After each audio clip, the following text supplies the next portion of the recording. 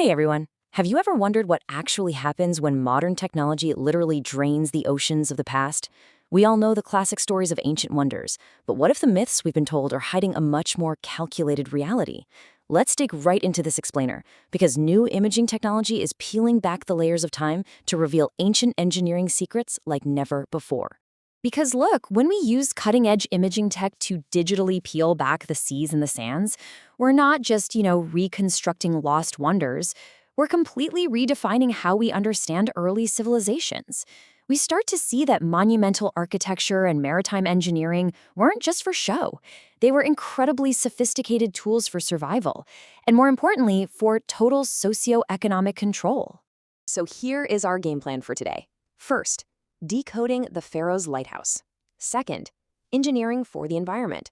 And third, the economics of ancient empires. Let's get right into it. Okay, let's dive into this first part, decoding the pharaoh's lighthouse, myth versus modern Dota.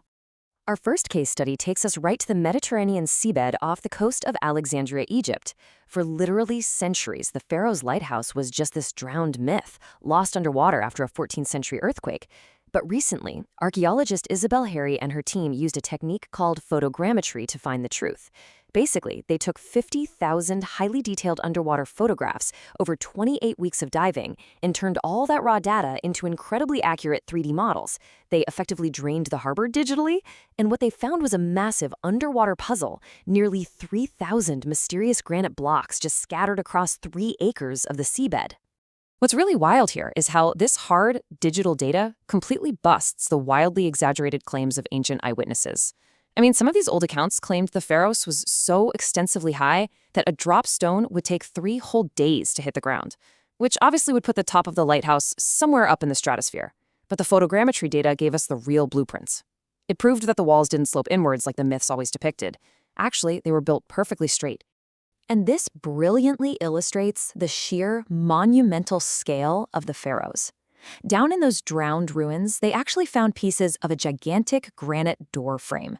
When they reassembled it in the 3D model, get this single doorway stood 41 feet high and weighed a staggering 200 tons. Just try to picture that for a second. Imagine standing in front of a normal wooden door, but it's fastened into a 200-ton block of solid stone. It was architecture specifically designed to absolutely dwarf anyone who entered. But that huge door frame gave us an even more crucial clue, because it finally allowed historians to translate this super mysterious medieval measurement. See, back in the 14th century, the Moroccan scholar Ibn Battuta wrote down that the thickness of the pharaoh's walls was exactly 10 spans. And for hundreds of years, nobody had a clue what that actually meant in real numbers. But looking at the outside edge of that reconstructed 3D doorframe, it revealed the exact thickness of the exterior wall. Turns out, 10 spans is exactly 6 feet 10 inches. And knowing that one precise number let researchers accurately calculate the building's true height at around 330 feet. That is literally a 32-story ancient skyscraper. Moving on to Section 2, Engineering for the Environment, comparing stationary forts to mobile ships.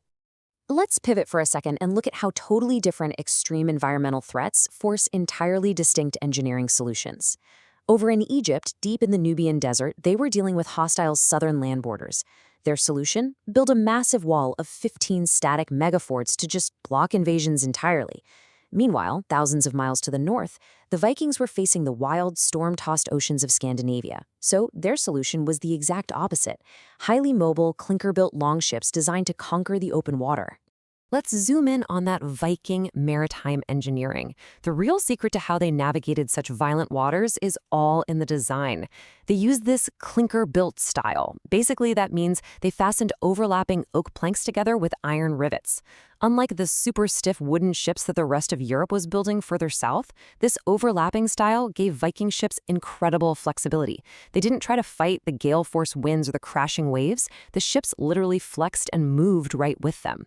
Plus, they had this brilliant hydrodynamic profile designed to kind of swallow the waves, lifting the ship in the middle and pushing the water out the back so they could skim right across the surface.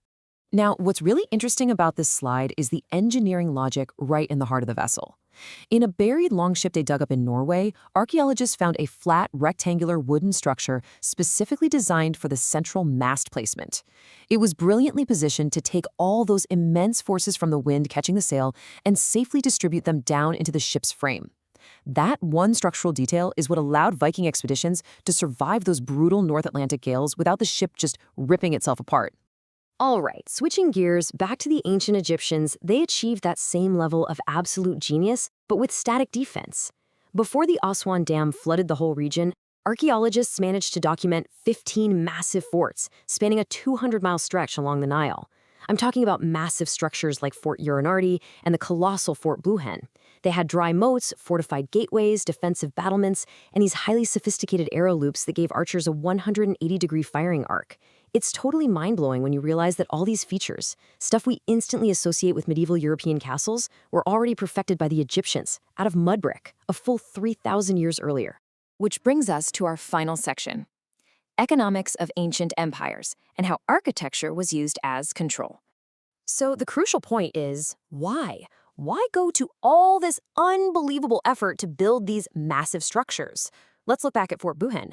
Despite having all those advanced castle defenses, there's practically zero evidence of any actual fighting taking place there. Instead, deep inside the citadel, archaeologists found these enormous silos and granaries. These forts were basically the Fort Knoxes of the ancient world, but they were guarding trade routes. The Egyptians were using them to trade grain for Nubian gold, enforcing an absolute state monopoly. And all that immense wealth would eventually flow straight down the Nile, right past the gateway beacon of our 32-story Pharaoh's lighthouse.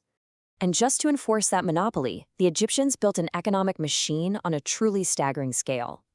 Looking at the size of the barracks inside these fortresses, archaeologists calculate that at full capacity, this 200-mile frontier system could pack in up to 10,000 soldiers, scribes, and officials. It wasn't just a military border. It was a bustling, multifunctional city spread out across the desert. And its single purpose was to protect and control wealth. Now the Vikings, they did the exact same thing, just on the water. That famous clinker-built design we talked about didn't just stay a tool for raiding, it evolved. Recently, underwater scans in a Norwegian channel revealed a shipwreck that was totally filled with heavy stones. By looking at the footprint of that wreck, researchers realized the Vikings had evolved their sleek, narrow warships into much wider, deep-hulled cargo ships. They pivoted from warfare to massive wealth generation, using these new ships to carry incredibly heavy trade cargo across perilous oceans and open up a totally unprecedented global trading network. And the sheer socioeconomic scale of the Vikings is perfectly proven by that very cargo. Those heavy stones in the wreck, they were perfectly round schist grindstones, the kind you use for milling flour. Scientists analyzed the unique geological signature of the rock and traced them all the way back to a very specific quarry in Hallistad, meaning this cargo ship had traveled over 300 miles across the open sea just to trade valuable grindstones. It proves, for sure, that the Vikings were way more than just raiders. They were master merchants, controlling this vast economic web. So when we pull all this incredible data together, a really clear picture emerges. The Pharaoh's lighthouse was never just some pretty landmark. It was a towering 330-foot gateway beacon strictly controlling access to the mighty Nile's wealth. The Egyptian forts weren't just simple military outposts. They were an impenetrable wall designed entirely to enforce a state monopoly on gold. And those Viking longships weren't just pirate boats. They were highly engineered, deep-hulled cargo movers that cornered global trade. Both of these civilizations literally engineered their way to absolute economic supremacy. It really leaves you looking at history in a completely different light, doesn't it? The true footprint of an empire isn't just left in its battles. It's left in its blueprints. And that leaves us with a pretty fascinating, maybe even slightly unsettling thought to walk away with. If these ancient empires so specifically engineered their monumental architecture and their cutting-edge ships to quietly control global wealth and secure absolute economic monopolies, what are our modern megastructures truly designed to do?